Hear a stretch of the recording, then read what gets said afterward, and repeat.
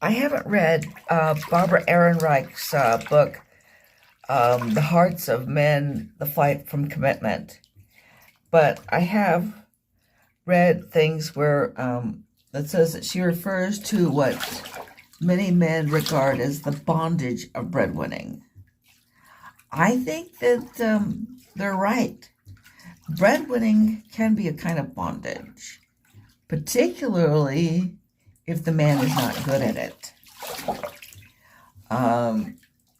It can be enjoyable for a man with a good job who's raking in the bucks to be able to show off what he can do for his wife and children. That can be very much of an ego trip.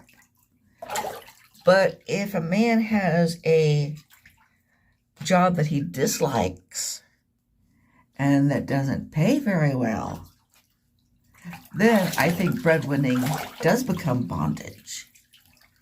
It becomes very much a type of bondage.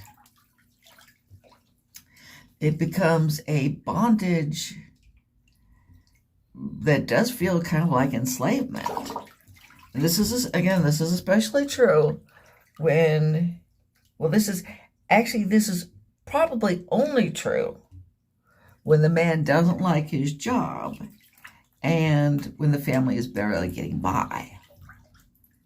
I don't really believe that a man with a high-powered career who is keeping his wife and children in luxury regards breadwinning as bondage. But it's kind of believable that, say, a man like, Archie Bunker, Al Bundy, Ralph Cramden, that type of man does regard it as kind of bondage.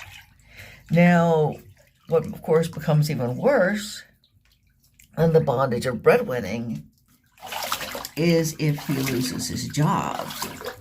He's supposed to be the breadwinner and he's not bringing in anything. That can really put a man in a terrible position.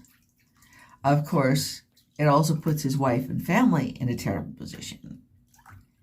And as far as whose position is worse, I don't know.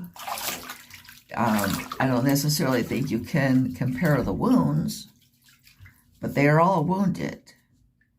And so I just want to put it out there that there is a certain truth to the idea that breadwinning can be a form of bondage.